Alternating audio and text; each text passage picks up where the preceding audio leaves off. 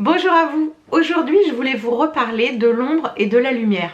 J'en parle dans mon livre sur le chemin du cœur et je vous donne des exemples.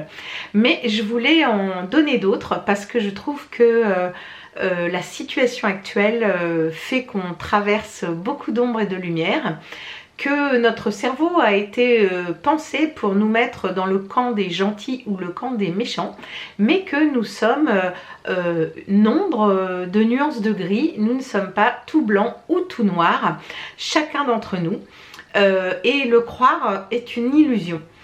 Et pour vous parler de ça et vous donner d'autres exemples pour vous montrer que en fait notre ombre se projette partout, alors en face de nous de manière très personnelle, par le biais des gens qu'on rencontre, nos collègues, nos amis, notre famille, mais aussi elle se projette à un niveau plus important, j'ai envie de vous dire presque au niveau sociétal.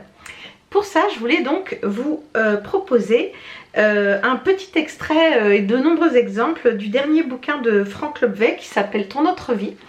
Et en fait, il dit bien que en fait, notre cerveau est programmé pour nous mettre du côté des gentils ou du côté des méchants, et qu'entre les deux, on ne veut pas le voir. Et il donne ce type d'exemple.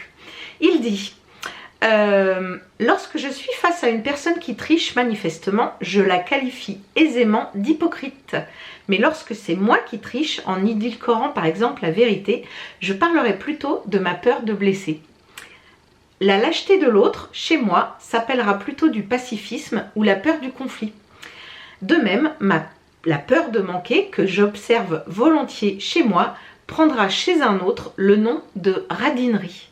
Vous voyez, en fait, l'ombre, c'est ça, c'est projeter chez l'autre ce que l'on ne veut pas reconnaître en soi, et que chez l'autre on va appeler une problématique, or que chez nous, c'est pas du tout comme ça qu'il faudrait l'entendre.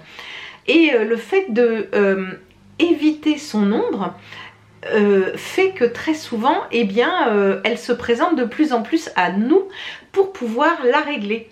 Et en fait, le truc, c'est que plus on reconnaît sa part d'ombre, plus on est capable de l'aimer et de la transcender.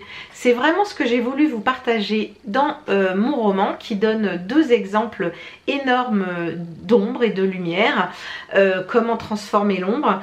L'exemple de Claire, donc, qui découvre son ombre face à des hommes agressifs, et l'exemple de Fred qui, pour fuir son ombre, le devient, et comment est-ce que du coup il arrive et elle arrive à transcender ça.